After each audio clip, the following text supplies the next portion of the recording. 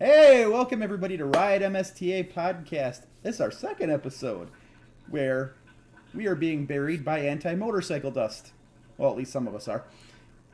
I got with me today RJ. Say hi, RJ. Hello from cold but not snowing Pennsylvania.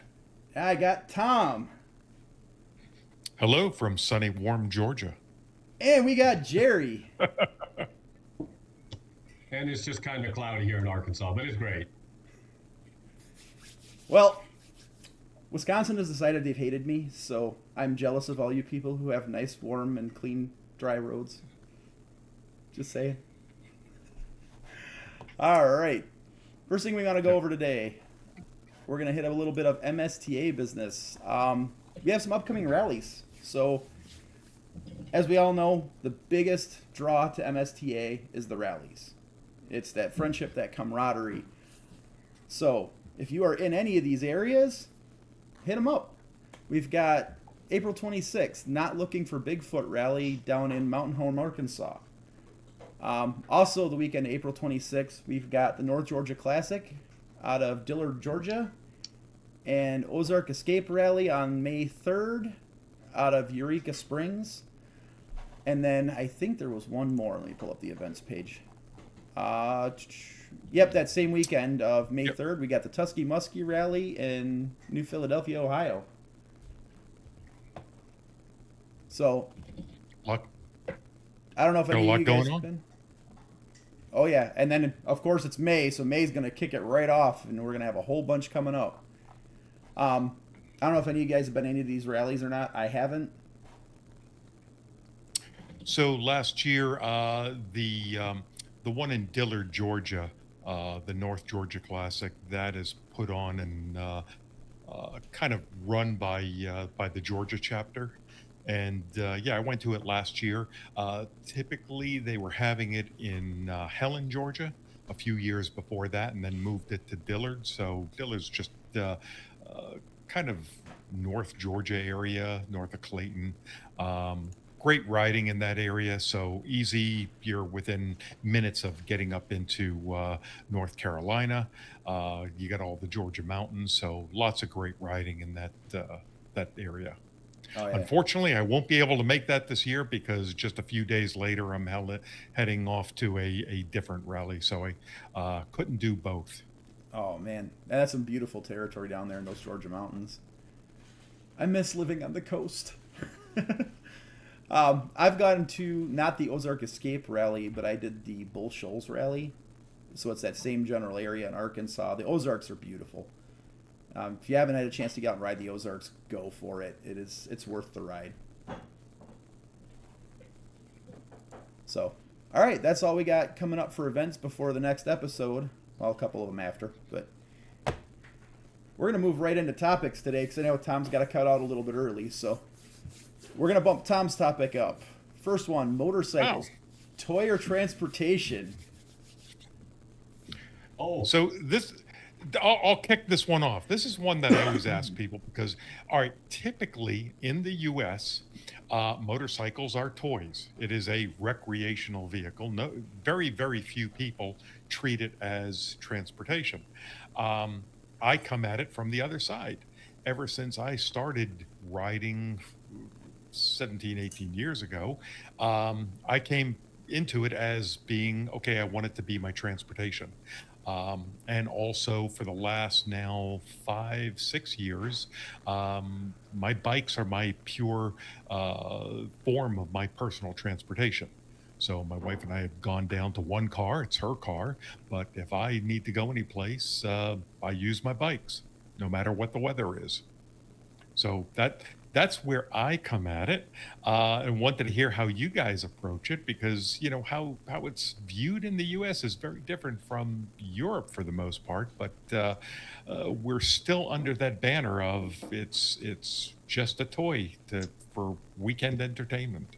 Yeah, and I mean, you bring up Europe, that's a really valid combination or comparison because over there, like, there's huge chunks of population that don't even have an automobile license. They're entirely on motorcycles and scooters. Like, that's their primary mode of transportation. And it's a very common thing. I mean, Yep. I'll say being up here in So- Wisconsin, ice and snow.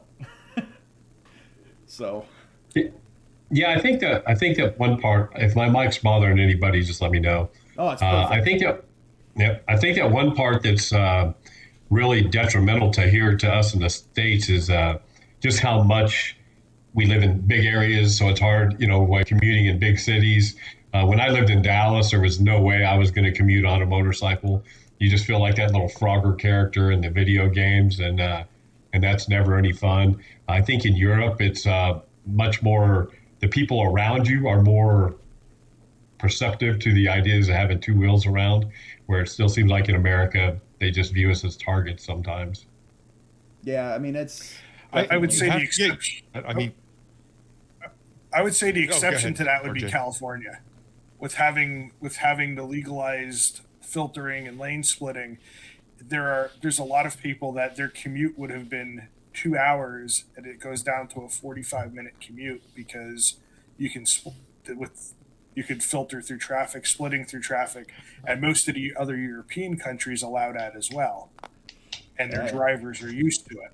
I think. yeah, Yeah, that's a great point. and I will say, before I went down to just one car, I used to commute into the office for several years when I used to go into an office.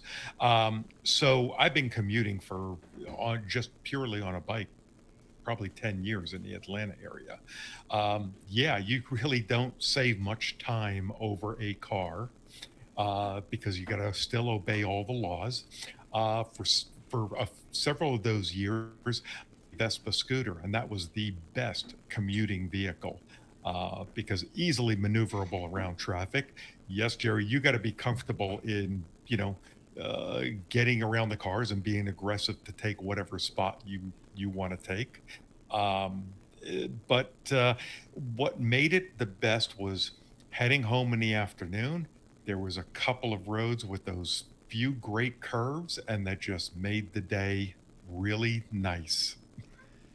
Yeah, I wish there was a way. I wish there was an easier way to, I wear all the gear all the time, right? So just commuting and going to work, and especially when I worked in the store and the office, you get there and it take 20 minutes for you to get to your work clothes, basically, and then, but you're right, that ride home and you get to hit a couple twisty roads, works out great. Yeah, that's how we are. Especially Doug, During the summer up here, I actually take the back road to work all the time because it's just this windy, twisty county highway. And it's terrible in the car, but it's so much fun on the bike, and it's all day long. That's all I can think of. It's like, I can get to ride that road home. Yep, and I used to get a lot of weird, looks in the office. I specifically back in 16 or 17 bought an Aerostitch suit, so I'd wear that, right into the office. But it was easy because I'd get into my office, close my door, take off the Aerostitch suit. I kept a extra pair of dress shoes in my office. That was the only thing I changed because I was in my my business clothes. And that was it, ready to go. Just took a few minutes. So through this, I developed the mantra is that there is no bad weather, just bad gear. Yeah. So I'll Hey, ride Rob, through go most, ahead. I was gonna say I'll ride through most weather, but ice and snow, I kind of draw the line. those arrow stitches get a little toasty over 90 degrees or so too. yeah, that was more, winter and rain wear as the summer came up. Yeah, my gear changed. What were you saying, Jerry?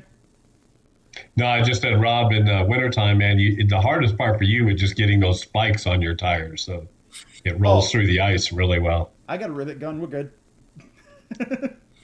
Up here, though, I will say we will see during heavy snow winters, we'll see a lot of guys riding their snowmobiles in, and that's, I guess, not a whole lot different. I love the idea of the arrow stitch, but I'm 6'2", 260 pounds. That's a lot of weight. Those arrow stitches are heavy. Yeah.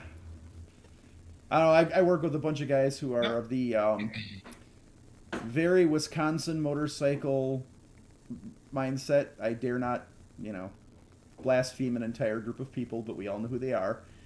So I pull up into work in all my gear. That'd be easier if you just didn't wear all that stupid stuff. Yeah, but I kind of like my skin. Hey, what makes it worse is that my Aerostitch is bright neon yellow, so Nice. I look like Big Bird in the thing. Yeah, it is the dorkiest looking outfit you can have. It was custom made, so I have a lot of alterations to it, but it's one of those where when I'm standing up, the butt's hanging down, the arms are too long, the legs are too long, but as soon as I sit on the bike, it fits perfectly. But here, the thing with that is, if they're looking at you and going, huh? They see you. There you go. Unfortunately, that- after all the years working on the interstate with the fire trucks and all the flashing lights, sometimes they see or they're looking at you means they're driving into you. You're not wrong. Yeah, so I guess it's not only where you live, but also your mindset. So whether you treat your bike as transportation is a mindset. Yeah, if you're in the northern parts, you can't do it all the time, but as it starts to warm up a little bit, do you go run errands on the bike? Do you have your bike set up where can you do a grocery run? Things like that. We've actually had So one of enough, like during the nicer months of the year, my car would sit to the point where I would have people that flip cars coming, hey, do you want to sell that broke down car? And it's not broken, it's fine. Oh, that thing hasn't moved in months. It's because it's nice enough to ride. Yeah, one of the things I think that also hurts the transportation part is the cost of motorcycles, right? In the United States and you talk about a Vespa. It's kind of funny. I was in a Dallas dealership that sells Vespas, and I got on one, and man, it looked cool. It had basket. I mean, it was just cool. It was $9,000 for a 150 Vespa scooter. Yeah, so Vespas are at the top of the food chain of the scooter world. You can get into them for much cheaper. I've owned several scooters over my riding career, but the Vespa was cool just to connect with my Italian roots. Yeah, we had some of I those little enjoyed it. Kimco ones, and those things were a riot to ride in town. They were so much fun. I think that with the newer lower CC models that you can get into a price point for $5,000 to $6,000, I think that's going to help a little bit too. And also, I think when I was a kid, everybody wanted to ride a motorcycle, and I don't know if that's necessarily the thing now. It just seems the younger generation is not nearly as excited about them. I think that Yeah, comes and down that's to where- with the younger generation Go right ahead. now, they don't have quite the disposable income that a lot of us did back then. So Well, so that gets back into the transportation thing. We don't promote motorcycling as cheap or fun transportation. So yeah, you can get into a 150 or even a 300 scooter for in the $5,000-$6,000 range, probably even less for some of them. Fully capable of going on most roads other than the interstate. They're great as far as I think it's a great entry into motorcycling is to get on a scooter first because it's twist and go. Most young people have never driven a manual shift car, so the concept of clutch and shifting is foreign. So I think I always look at scooters as a great and gateway drug because you learn how to ride first. And you learn how to maneuver on two wheels before you have to get into learning how to shift and use a clutch. yeah, plus they're just ridiculous fun. They are. And talk about having something set up to run errands. There's so much storage space there. The trunk is awesome. So my Vespa did not have that big of a trunk, but I also had very early on a Suzuki Bergman 400. The trunk was tremendous on that. You could put in almost 3 helmets. Yeah. I mean, I walk out of the grocery store and people would look at me as like, where are you putting all that stuff? And then lift up the seat Right there. and throw several bags in. I think that's why when the NC 700X from Honda came out, they had that, like, the tank was under the seat, so that whole fuel tank Frunk. area was a front. Yeah. I looked really hard at those. I think this would be perfect for going to work. Speaking of buying bikes, Tom's next topic is: do dealers in your area affect your bike purchase decisions? So, Oh, absolutely. yeah. Yeah. So I mean, do you see brands that, and I'll use my example as far as like Aprilia. They make some great bikes, but the nearest, I live in the Atlanta metro area. The nearest Aprilia dealer is in Savannah, Georgia, about 4 hours away. And they're, I think, the only dealer in the state. So there's no way I would even consider one.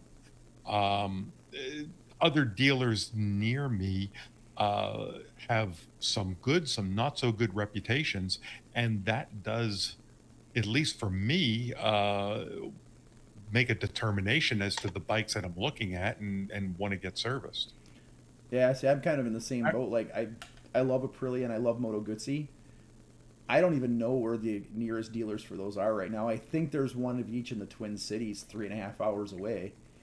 But it's we still see a too lot far. more. We see a lot more BMWs and Triumphs where I'm at, just because the dealer that we have is so fantastic. So that's And actually is so involved in the community. And I mean, they have been selling Triumph since it was Hinckley Triumph, or Meridian Triumph, I should say. And they have people that know the line that far even. seen And that. I mean, the great dealer, and they're also the same way with the BMWs. I mean, they've been selling them since the 60s. That's how we are with, like, for us, we're going to go buy a Ducati or a Royal Enfield or an Indian or a BMW before we even look at anything else. Because, like, our big four dealers around here, the Japanese dealers, they're big box retailers, basically. I mean, they cycle their employees, like, they change them weekly almost. It's just, but the experience we get when we go to Tytler is extremely personal. The staff never changes. So that tells you right there they're treating their people well, and it shows in the way they treat you when you walk through the door. And Yeah. Is that the same Tytler that sponsors Moto America, as the Moto America team? yes. Yep. You know, one thing I say about dealerships too is, I guess I kind of misunderstood the question.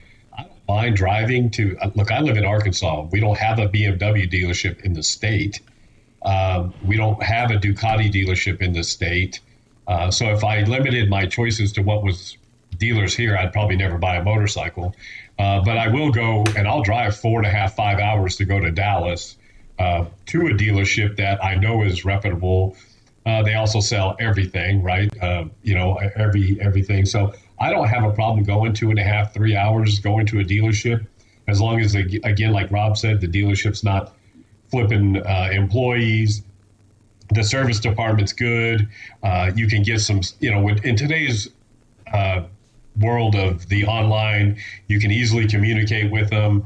But I do think that some of these dealerships are really hurting themselves because of the turnover, because a lot of them are big box dealerships, power sports dealerships, right?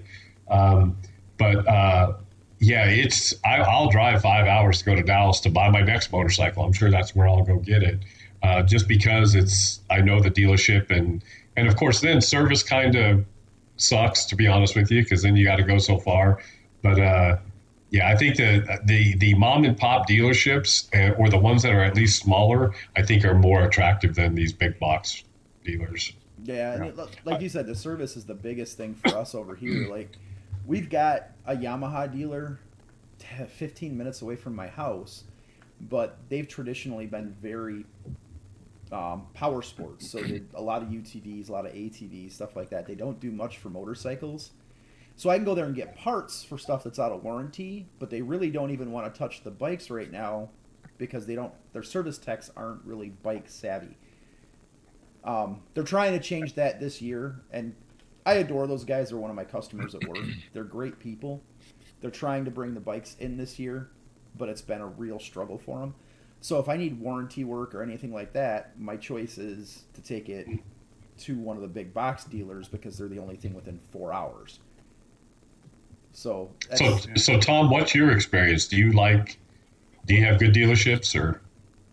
Well, so so we've got the big corporate dealerships that handle the primary Japanese brands, and I've got one of those 2 miles from my house. Their service department is somewhat suspect. I've got a very good BMW dealer near me, and so that did sway some of my decisions. Now, there's one of the reasons why right now I own two Triumph motorcycles is the dealer in town that's about 45 minutes from me is a boutique Triumph dealer. Excellent reputation. I think right now and they've only been in business for 4 or 5 years, something like that. They're the number one volume dealer of Triumphs in the country. But I can walk in there and from the service guys to the front office guys know who I am. They say hello as you come in.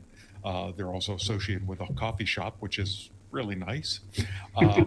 But it was a service thing, But like I had a Honda Goldwing just until recently, and I had trouble with that as far as getting that serviced, not get serviced in Atlanta, or was comfortable getting serviced in Atlanta. If I had to get any factory service done, I probably was going to drive up to Chattanooga to the dedicated Honda dealer, because the big box stores that sold all of the Japanese brands, they maybe had one guy in the back that was Goldwing certified, and did you hit him when he was working, or was he around? And not every location of this conglomerate had those. So, yeah, it definitely. Well, I've got dealerships, half a dozen within probably 10 miles of me. It swayed as to what type or what brand of bike I was going to buy based on the reputation of the dealer and getting it serviced. Yeah, so that's one of the reasons. That's one of the reasons I'm actually looking so hard at the Pan America again. The dealership that I teach for, it's right by where my full-time job is, and they are heavily invested in the RevMax platform. They've got several technicians that are passionate about them, and they dig deep. They own them. So I can get it serviced super easily right there. And the BMW dealer, Tyler, I adore them. They're great. They're an hour and a half away, and I'm not going that direction ever unless I'm going there. So it's kind of swaying me that direction. I think one of the things Tom hit on too, and I think it's good for some dealerships, but it's been horrible for others, is the idea of the boutique dealership. We lost our BMW dealership because it was a small mom and pop Bentonville BMWs. It was very famous. People loved the service. But BMW came in and said, hey, you got to purchase $250,000 worth of gear and make your floors all wood floor. They to change the appearance, and some of these smaller dealerships just can't afford to do that, especially in a state like Arkansas. Yeah. So I love boutique dealerships, but I think that they've run their mom and pop out of the dealership business. Yeah, Harley did a big rush of that. That's why you see like all the Harley dealers now are like destinations. So they ran several very small, very popular dealers right out of their network doing that. Mm-hmm. It's. Oh, I'm sorry, Jerry. Go ahead. No, Tom. Yeah, I just make a funny comment that I think if you ride a BMW, I think the coffee shop thing comes with it, right? Don't you get a card or something that you get to go to? Hey, I rode Beamers for 12 years. You have to stop at every Starbucks you pass. That's why it takes so long to get anywhere. I joke with the guys at Tytler's. They sell BMW and Ducati, and there isn't a single espresso machine in that building. It's like, come on, guys, let's go. Our BMW, our dealer, the guy that runs the parts counter, is also where I get my coffee from. He is our local roaster in town as well. Nice. So I will tell you, the Triumph dealership where I got my last bike from. So they had, where they started off several years ago was as a coffee shop. Place is called Pop's Coffee, and then he opened up the motorcycle place next door, and he was just a custom fabricator, and sold some used bikes. Then he got the Triumph dealership that he added in, and I've talked to him, and he said this was always the plan, to establish the coffee shop first and then try and get the dealership. So great concept as far as having, and they're open to each other. They're, I mean, in the same building. He is now getting a BMW dealership in a building right next door. And I think they're going to be open in the fall with the BMW dealership. So that'll be another one in the Atlanta area. And he's looking at opening up a cafe that going to be in between the BMW and the Triumph place. So he is trying to create that. It's a boutique place, but it's a destination place.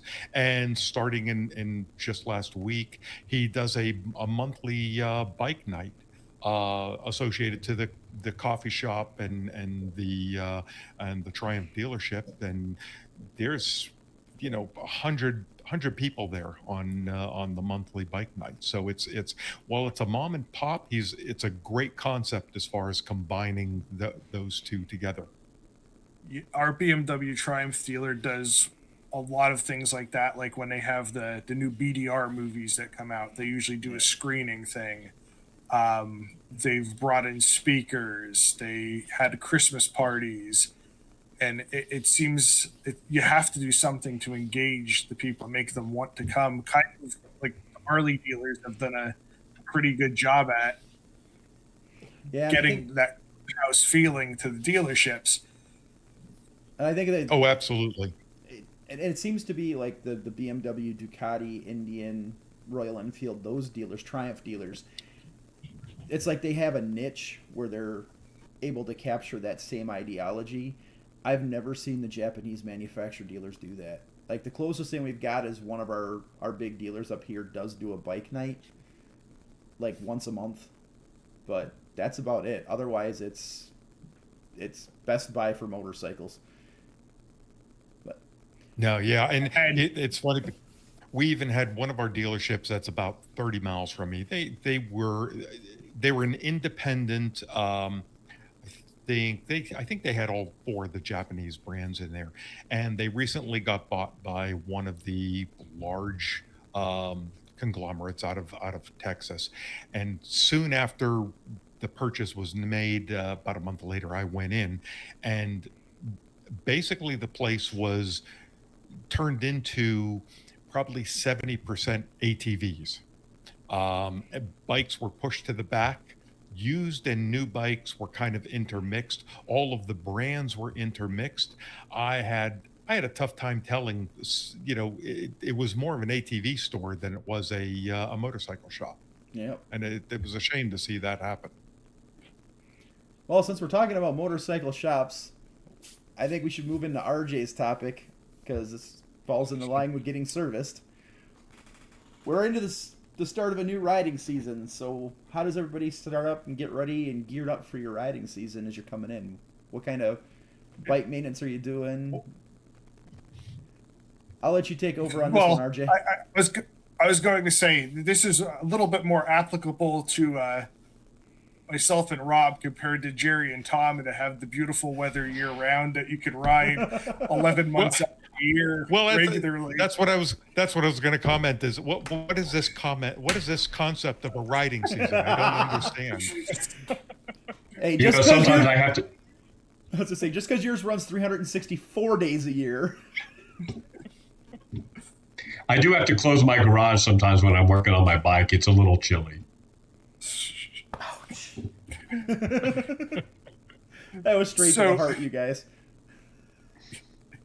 Yeah, for the rest of the states north, a little bit farther north, our bikes sit for significant chunks of the year, and I want to talk about some of the stuff that we do, or see what people do to get their bike ready and make sure it's in good running condition for the year. I have, between Carrie and I, we have 7 bikes right now.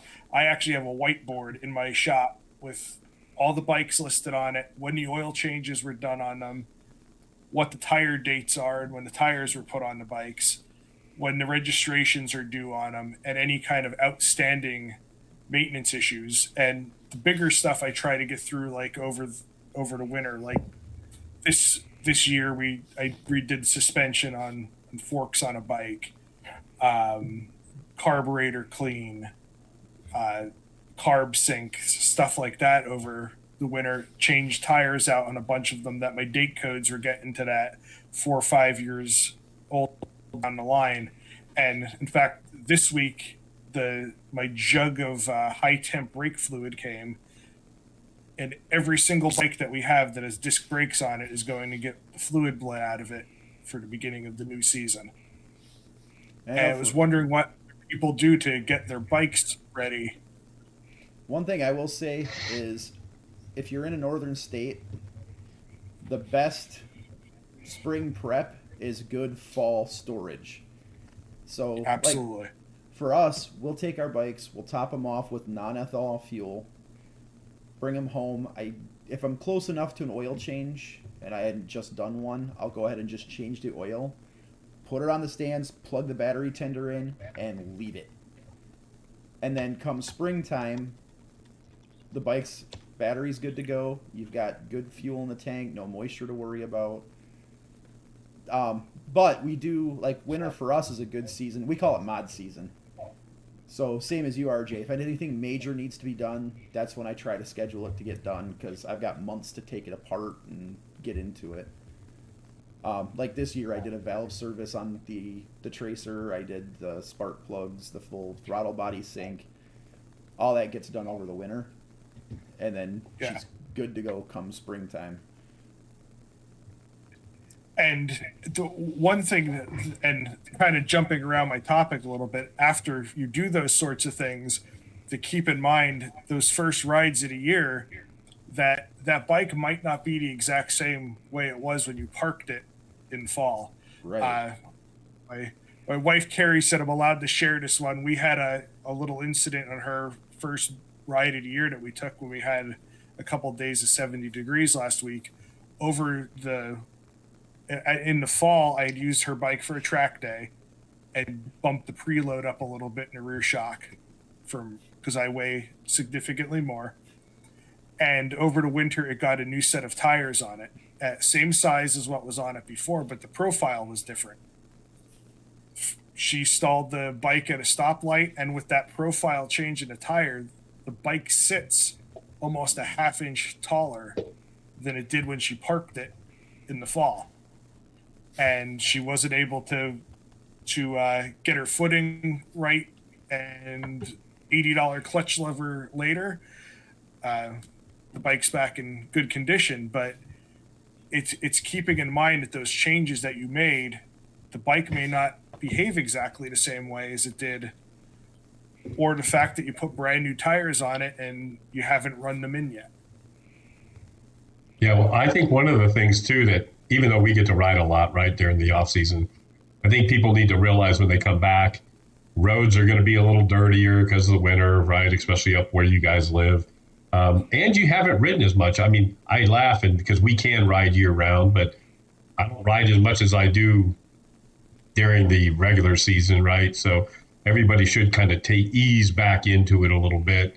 I always tell people when they come to the Ozark Escape, a lot of these guys will come from Wisconsin and Michigan, and I'm like, hey guys, there's a lot of corners here.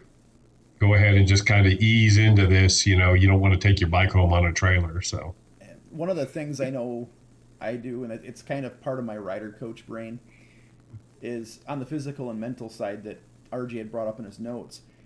The very first thing I do when I get on my bike in the spring is one of the exercises we have, it's rocking on the clutch. So it's trying to find that friction zone. I'll get the bike started, get on it in my garage, open the door, and I find that friction zone again, and I start feeling it out and getting used to where it engages and how it moves. And then when I take off, one of the first things I'll usually do is go to a parking lot, and I'll start getting familiar with how my bike reacts to braking again, how it handles again, and I'll spend a good half hour, 45 minutes just doing a few drills in the parking lot just to reacclimate to the bike and to get all of the sync back to my controls, get that muscle memory back. And then keeping in mind too, there's still, until you get a few good rains, there's all the schmutz on the roads, and just take it easy. So RJ, what's this thing called a carburetor? What is people still ride those things? It's an evil Yeah, fuel leak from like 30 centuries ago. And actually, I noticed in the comments, Lou was asking what dealer I was talking about. It was Hermes BMW Triumph in Port Clinton. If you blink, you'll miss the whole town that it's in, but it's one of the larger BMW Triumph dealers. And talking about the carburetors, their service guy, her Thruxton's an 04. It does not have the stock carburetors on it. Doesn't have the stock airbox. Doesn't have stock. Pretty much nothing's the same on it. And to have somebody in a service department that can go, you need to run this spark plug for a bike that they haven't. That's 20 years old. 20 years old and heavily modified. Yeah, most places won't even touch or won't even talk to you about a bike that's 10 years old. But anyway, yeah, going back to I'm sorry if if you're riding a bike these days with a carburetor, you are satisfying your masochistic tendencies. Amen, my guy. Absolutely. Run non-ethanol fuel in it, and because it's plentiful here, and you really don't have many problems. We have a couple rider coaches that when we're pulling the bikes out and we're having them find the fuel valve and all that. Congratulations. If you don't have fuel valve, you're on the superior motorcycle. It's fuel injected. Yeah, my class, one location I teach at, we have some very old vintage bikes. And I had a funny incident last class a couple weeks ago. Had this young kid on a very old Suzuki. And he, on one of the exercises, he stops next to me and he says, my bike is backfiring on me. I said, when you get to be as old as that bike, you're going to backfire too. Don't worry about it. It's fine. It's only on fire. It's fine. Exactly. But yeah, I mean, and also keeping in mind that the bike's not the same as it was at the end of the year, but you might not be the same either. Yeah. And the physical toll of the winter, and some people, or including myself, lack of movement over the winter. You're stiffer, you're not quite as flexible as you were at the end of the summer. My very first ride this year was 2-up with my daughter, and I have not ridden 2-up in, well, I should say it's my second ride. My first ride was riding down to the parking lot and back. But my first on the road, get out and go, I haven't ridden 2-up in years. Like, once last summer with my sister, and that's about it for the last several years. And here I am. All right, we're going full send with my daughter on the back. That is the most gingerly I have ever ridden in my entire life. Yeah, whenever you throw somebody that... Go ahead. Go ahead, Jerry. So whenever you throw somebody that you love on the back of your motorcycle, it changes the whole dynamics, that's for sure. Yeah, and then I'm stiff from the post-winter, and it's like, oh, this is a whole new thing, man. 50-mile ride, and I was actually tired. Sure. So, advice I would give for, especially those guys, if you haven't ridden in a while, is before you plan on doing it, the month before, start a stretching routine, start yoga. I mean, that's the best thing you could do. It amazes me as far as how many folks that I see are physically unable to throw a leg over a bike, and the calisthenics they do to mount a motorcycle. You'd think with the calisthenics thing, some of those guys do, they would actually get limbered up eventually, but... Yeah, they did various things as far as how to get onto a bike, but it's, that's I do it here in Georgia, but I mean, I ride almost every day, year round. So it's like I said, I was joking, but I don't have a concept of a season, but I do know a lot of people, even in Georgia, if it's below 40, 50 degrees, they don't ride. There's very few bikes I see from let's say November until like March now on the road. It's just a handful here and there.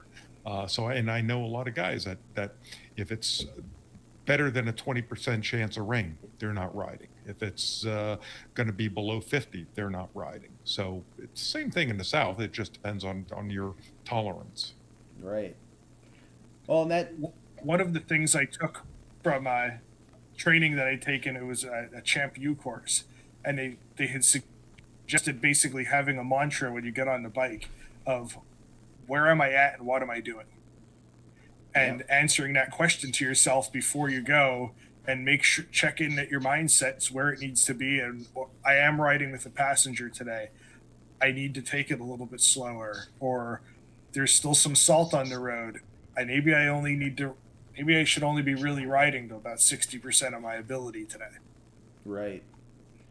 Well, that brings up, since you're bringing up Champ School and things like that, as long time, one of the things we talk about with motorcycling and the rider courses is it's a lifelong learning experience. So having some additional training in your back pocket from like advanced rider courses, track days, there's a ton of them from MSF. There's a ton of them from the tracks. And then if you look around your areas, a lot of places will have like private schools that'll offer some sort of advanced rider training, be it like the lock and lean police style training or adventure bike courses, things like that. All of that plays into this too, because now you have a bigger skill set to pull from and a bigger knowledge base to work with going into your postseason first rides, things like that. And taking those courses isn't a bad idea either. When you're coming fresh out of a winter, get into an advanced rider course every couple of years. Do something to kind of make you work for it and push your riding ability to the next level. And that'll help a ton too. Figured I'd touch on that real quick since we were on the topic. And yeah, Totally. I think that's a perfect transition over to yours, Rob. Oh, I just figured we'd touch on it quick, just in the interest of time. You know, like I said, you can find MSF. The MSF website's got links for all the local schools that do like the advanced rider course and the adventure bike course they offer. But look up at your private schools and look at your local tracks too. If you've got tracks near you, take a beginner track day. Those are worth their weight in gold in learning how to transition a motorcycle. And being on the track actually does this thing that we've termed velocitization. So the faster you're used to going, the slower you feel like everything happens at slower speeds. So if you're getting on a track and you get your brain acclimated to that 100 miles an hour, things at 60 slow down. You know, or if you're looking to transition from street to road or off-road, do the adventure bike course. You know, there's a lot of differences in riding when you're on a loose surface. Yeah, I think more people should, just because you've been, like I've been riding on the street for 40 years, when I started doing a lot of dual sport, you've got to go practice and got to learn, because it's a total different game. Sometimes I laugh when I hear people say, oh, I've been riding forever, I could ride anything. Well, you can ride it, but how good can you ride it, you know? So yeah, having training is something I think everybody should do. I'll be the first one to admit, like, growing up as a kid, I was on dirt bikes all the time, but I transitioned to road bikes at like 13. And I kind of dabble with the adventure riding off and on, but you put me out with somebody that is actually competent at it, and they're going to make me look like a fool. Like, I'm a great street rider, but when I get off onto those unpaved surfaces, I'm functional. Yeah, So- that was one of the things several years ago when I first got into adventure bike riding is I went to, so here in the South, we've got the BMW Performance Center that does several advanced classes, and they do a 2-day off-road class I would on their love to motorcycles. take that down there. And it was a great class. It was probably one of the most physically and mentally demanding classes I've ever taken. And we did things in 2 days I never thought I would accomplish on especially off road on a big GS bike. Really great training, great trainers. I've also done an on road course with them. But you meant it as far as like the ARC courses. So I've taken those, I think, 3 or 4 times now. Usually every 3 years unfortunately, I buy a new bike every 3 or 4 years, but so it coincides with that. Whenever I get a new bike I'll go take an ARC course. That's a really good Just idea. familiarize. Yeah, just to familiarize myself with the bike and just have it in closed training. Now, I'm not big on. I know some of you guys do track days. I'm not big on track riding. I think I did a track day once. I found it a little redundant. You kept seeing the same curve over and over. But, You went to the wrong track day. Yeah. Yeah, I guess so. One thing I will say about track schools, though, is if you go to an actual track instruction, they do essentially what's called a street skills on a lot of tracks.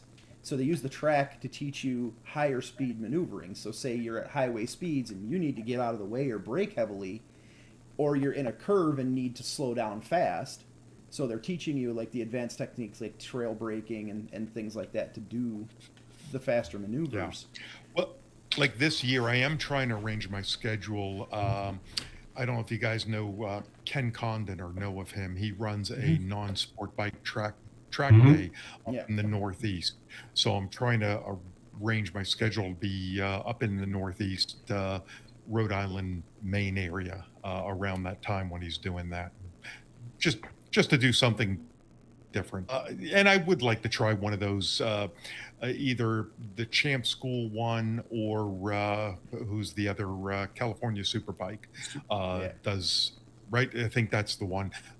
They do one-day courses here in at Barber Motorsports. Yeah, that would be. So, not close to it. Just I haven't had a chance to get to those yet. If you ever get a shot, Pennsylvania. Total Control is branching out not just with their BRC stuff, but with their more advanced riding courses. And Total Control has a street skills track course that is phenomenal. It's like a blend of the advanced rider course and track instruction. If you live in Pennsylvania, we run 4 sets of ARC courses. 2 sets are at Pocono Raceway and 2 are out at Pittsburgh International Raceway, and it is basically an ARC course on track.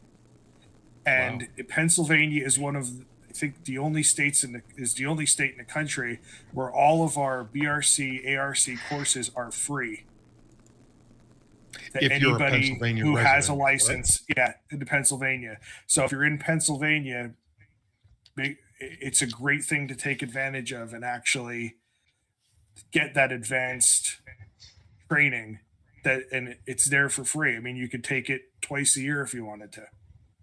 That is a fantastic perk for being in the state. The ARCs in my area, the one-day course is about $140, but which isn't much for a one-day training course, but that still seems to turn a lot of people off. The MSF training site that I teach at is they're barely able to fill one course a month. And see, up here we're $300 for the class, so it's oddly enough we actually fill up pretty easily.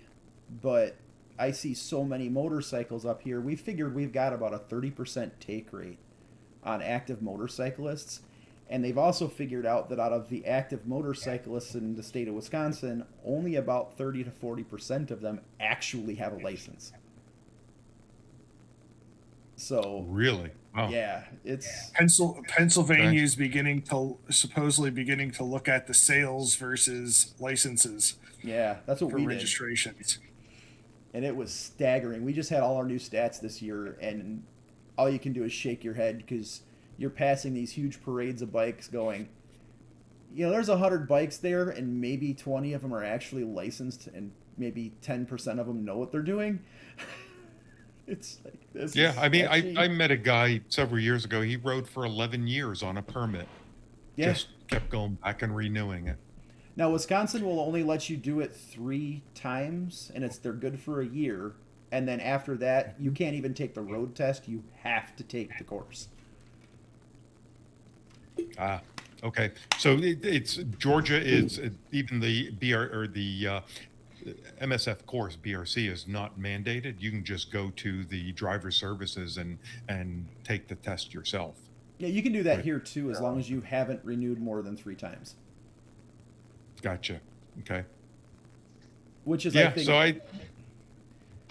So that's a great thing if you're up north, as far as to have go do a course at the beginning of, like you say, your season. Yeah.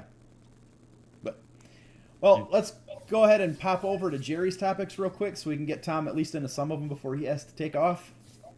Because the very first line in this one, I think we could go all night on. But motorcycles we're excited to see for 2024. Jerry, we're going to let you kick this one off.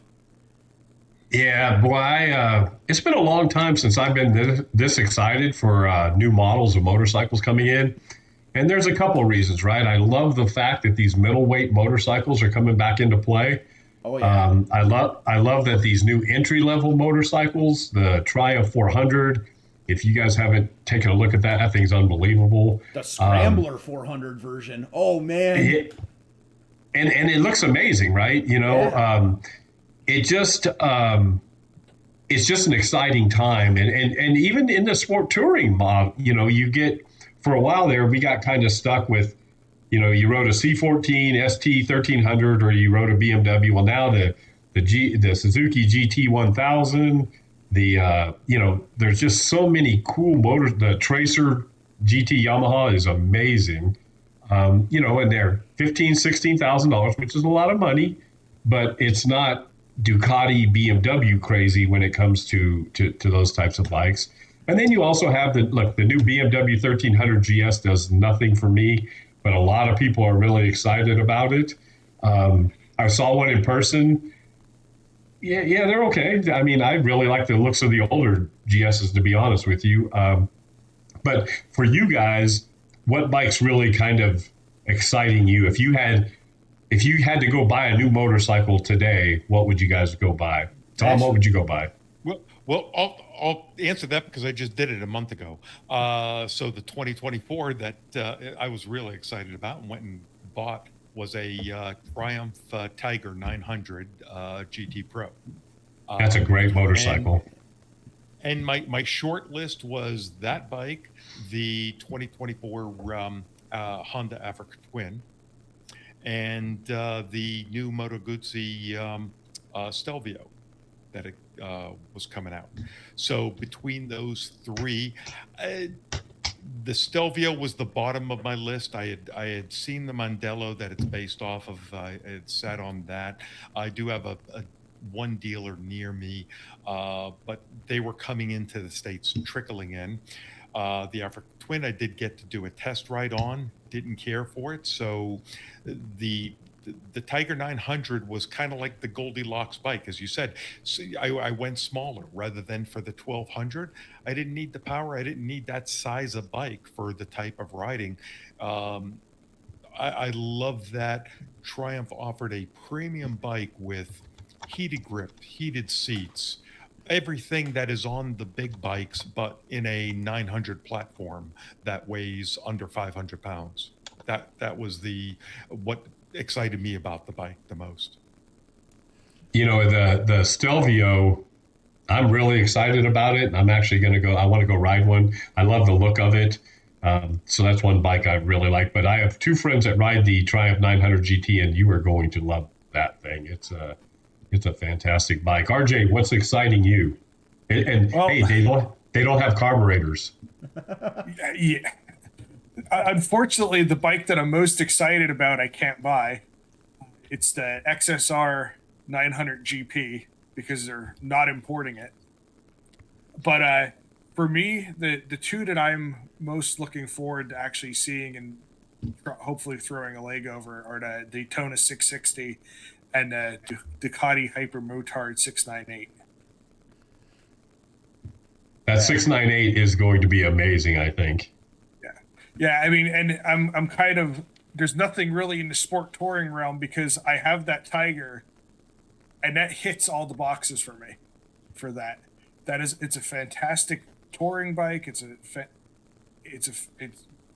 I've done a track day on it. It handles extremely well. Everything else I would be looking at would be either in the small bike or more sporty bike range. I think too many people sleep on Triumph, man. Those things, like, I don't see them that often comparative to like the BMWs and the Japanese bikes, but that Tiger line is so good.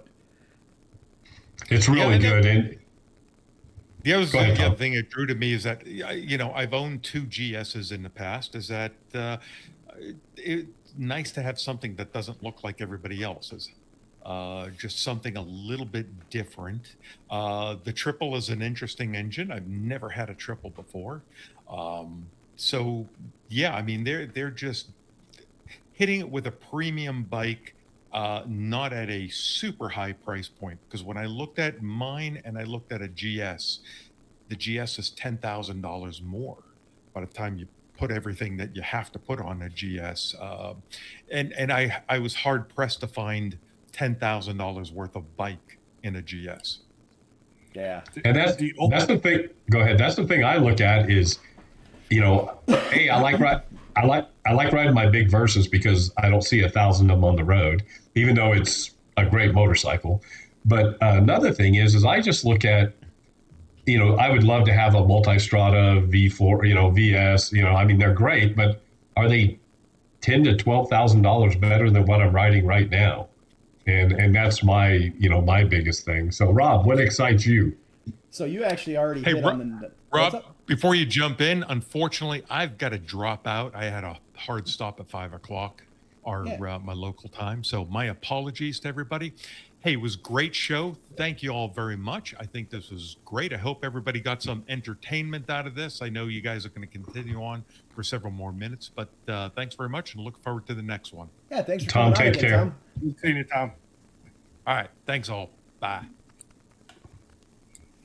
So Rob, what did I hit on? You hit on the Tracer. So we're in the middle of a big garage flux, so the GS is gone. I've still got my Tracer. I will not get rid of the one I have because I've got it so well done up already. I'm trying to go after the Iron Butt Rally again. Like, I want to actually make it in and do a completion on it. So I started looking at, like, the big ADV bikes. After 7 or 8 days on that bike, pulling up to a gas pump, I'm going to drop the thing. I started looking at the FJRs again. Because I've had FJRs in the past. They're great. I can flat foot them. But with this new Tracer, you've got the radar, which also links to that 6-axis IMU. So it has, like, collision detection and all that stuff. And I'm just thinking, when I'm day 8 into this thing and I'm half tired and that deer runs out in front of me, the bike is going to give me enough time to react. But it's wild. And you were talking about the middleweight thing and how the middleweight category bikes are coming around so much. That's a great example of it too, because the FJR line is kind of stagnated. And all the tech is going into that Tracer, and you're getting tech in that bike at $15,000 that it's going to cost you $30,000 to get in anything else. So it's literally half the price. And that CP3 engine is such a sweetheart of an engine. And with everything else they've added for 24, oh man, I am all over that thing. Yeah, I got the ride one, and if I was riding solo a lot more, I would probably have one. It's not a 2-up motorcycle, not for the way we want to ride it, or not for somebody that's as big as I am. But man, for a solo sport touring motorcycle, that motorcycle is amazing. But I also think that, you look at, you talked about the smaller bikes. There's some really cool smaller sport bikes that are kind of intriguing. The new RS 457 Aprilia, yes, looks amazing. The Z500 Kawasaki, you talk about $6,500 to get into that motorcycle. The new CB500X Honda, right? The adventure bike Honda. Man, that middleweight section is really becoming a huge deal. And like you said, they're putting the technology into those now, which kind of is great because, again, I love horsepower. Everybody loves horsepower, right? Oh, yeah. I was going to buy a KTM 1250 GT. I would kill myself. I would want to use the horsepower all the time. And B, I don't need 180 horsepower, And so, and I know some people say, well, you don't need it, but it's nice to have.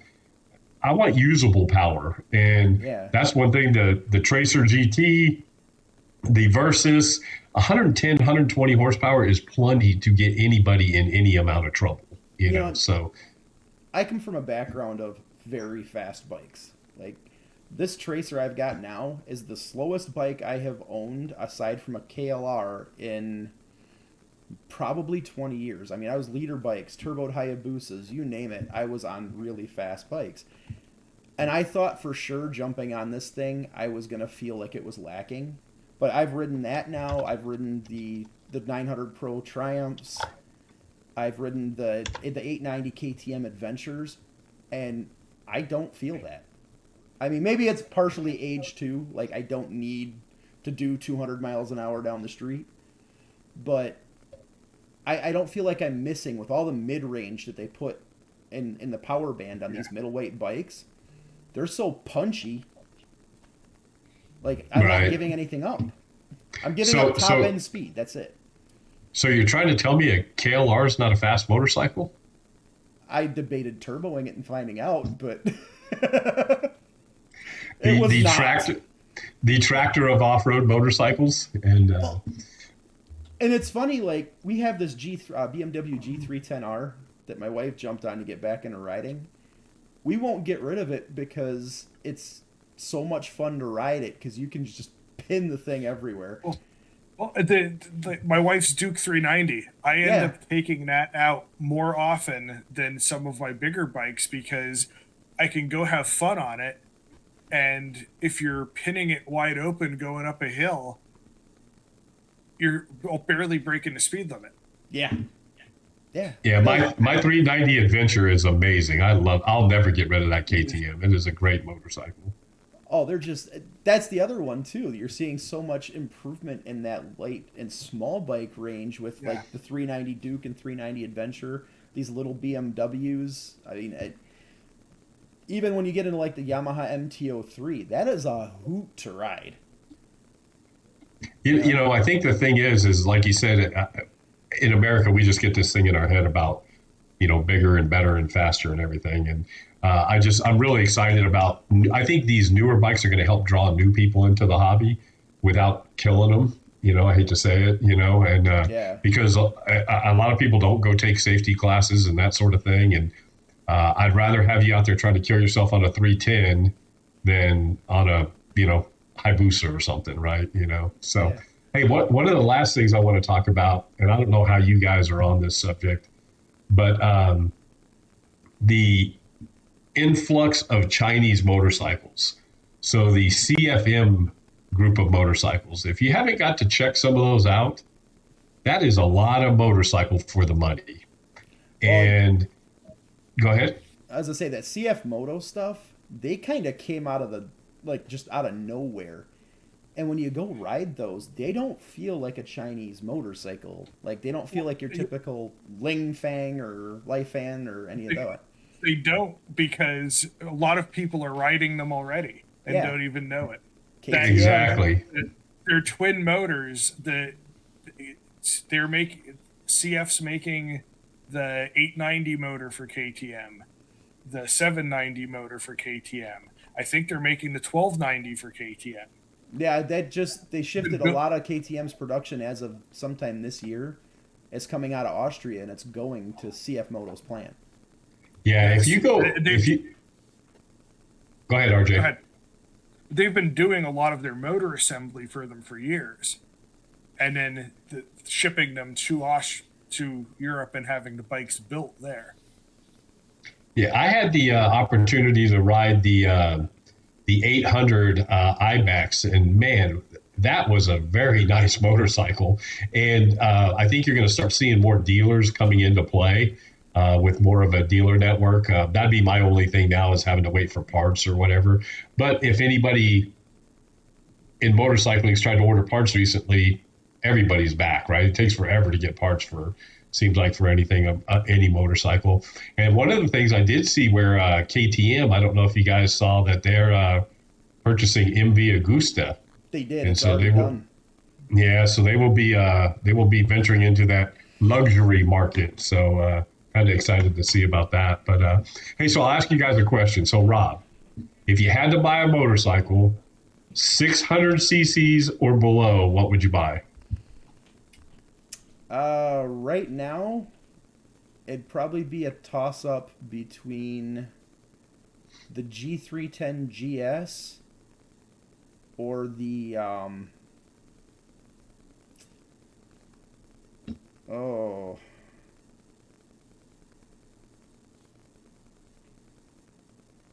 that's a We could hard even one. say we could even say 700 because there's a couple 660s and stuff out there that are I was gonna anything say- 700 below.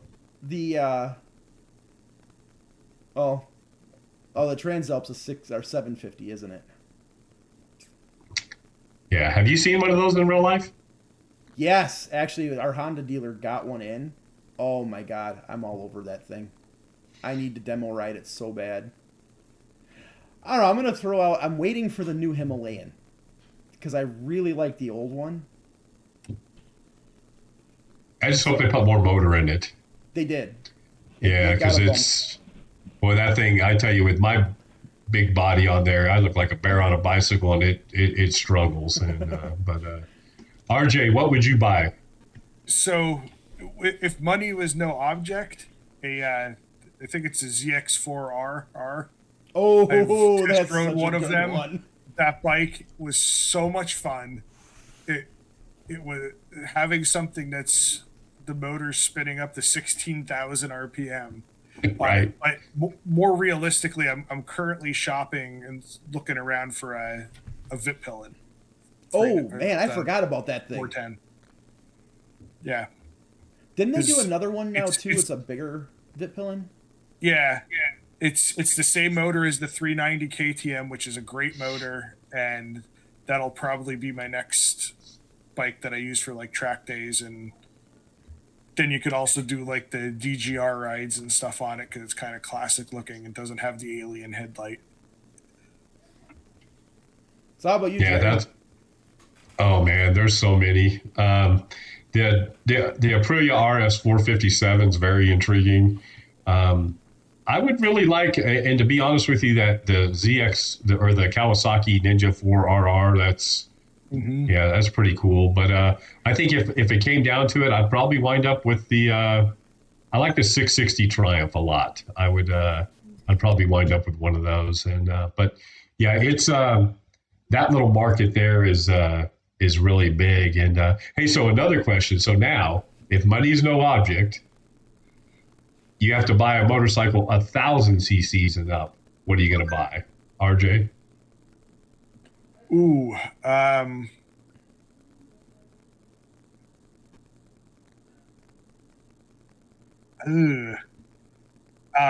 maybe the Multistrada Pikes Peak. That's an amazing motorcycle. They just look so cool. It has the one thing that I complain about the Triumphs for. You can get it's 17-inch front wheel on an adventure bike, and that seems to be where a lot of the bikes are lacking when they have that 19-inch front. You can't get good sporty rubber to turn it into more of a sport touring bike. Yeah, I totally agree. Rob, what about you? Oh, hands down, R1300 GS. So what intrigues you about that? I'm an old school GS head anyway, so to me it's just a new iteration of a bike I already love. But I'm digging the idea that it's lighter with a little more punch to it. So it's kind of moving back. Like GS is up into the 1250. They got really clinical. They were really good at what they did, but they did it in a very mechanical and methodical way. They never felt exciting. You always knew it was going to do the thing, and you just never thought about it. and it seems like they kind of brought some of the flair back with the 1300. Plus, the tech package on it is just amazing. You know, I do like how right. I like how small. I like how they made it more narrow. Right. It does look a little. We'll see what the adventure looks like. I mean, the big GS. The GSA. We'll see what that looks like when it comes out. I ride with a lot of BMW guys, and so and I've been in BMW clubs all my life. I've never owned one, so I can't say I've ever owned one. I just I don't know. I think that bike gets a lot of hype, but I think there's a lot of motorcycles that are just as good. It's just not going to, it's just not getting the hype. But that's just my opinion. So all you BMW riders, don't hate me. I think that's the problem BMW's got right now, though, is because up until the last several years or so, they did have a premium that nobody else could touch. But now you've got all the bikes from the Super Tenere is killing a lot of it. Although that one seems to have kind of been sidelined a bit for the Tenere 700. But Triumph's 1200 is absolutely on par. Then you got Harley coming out of nowhere with that Pan Am, and now that they're getting it sorted and figuring it out, it's everything that I would expect from a GS, only it's as playful as the Tracer. It's really kind of cool. You got a bunch of BMW guys out there just having a heart attack right now. Hey guys, I'm one of you too. Don't worry. I'm just as shocked as you are. It'll be all right. Here's a latte. Right. I think if it was me, I'd probably buy the new Multistrada, the V4S Grand Tourer. I really like that motorcycle, and for my type of riding, I think it'd be really would be a lot of fun. So. But, the cool thing is 2024 is going to have some great motorcycles. We're going to I can't wait to see a lot of these in the wild, right? Yes. It's easy to see stuff when you're on the website and you're checking them out and everything. But I can't wait to pull up next to one and actually talk to people who are riding them. I think Motor Guzzi, they've got some bikes that are on my radar as well. Dealer Network is about the only thing that really stops me there from that. And again, we can go back to that topic, but it seems like if I worried about that here in Arkansas, I'd never own a motorcycle. So, well, that Stelvio for sure. But hey, here, quick plug for the MSTA rallies. You can almost bet if you go to these rallies, you're going to start seeing some of these bikes at them. So Yeah. Yeah, that's one cool thing about these rallies, right? Is you sit there, with the Ozark Escapes coming up, and I'm sure somebody's going to roll up there with something that that we haven't seen before. So, really looking forward to that. Yep. So, one last thing before we take off out of here, we have a little bit of a quick fire question. What is the single best piece of motorcycle advice in all your years of riding that you were given? We're going to go for you first, Jerry. Slow in, fast out. Anytime you get in the corner, go in slow, come out fast. I think way too many people try to do the opposite, and that's a recipe for disaster. But I think that's one. And if you guys have never read The Pace, go read The Pace, and that's the way you should ride a motorcycle. Yep. How about you, RJ? Something from the Champ School. Don't crash the coffee. Deliberate, intentional actions on the bike and moving around in your daily life. Words to live by. My best, get lost. And it wasn't just because they wanted me out of their way. Motorcycle. Are you sure? Well, we're just going to say followed this. by go play in traffic. Right. Here's a quarter. Call someone who cares. No. Way back in the 90s, I had an old motorcyclist tell me, get rid of the map. Get lost. And he's right. Motorcycling is about the journey for me, not so much the destination. It's cool to have a destination, but I've had my best rides where I've just taken off and gone, which way am I going? And sometimes getting lost lets you lose all those nasty thoughts in your head in the process of finding yourself. I think the older we get, where we have a little more time, when I was younger, I had to maximize all my time, right? Whenever I was on a motorcycle.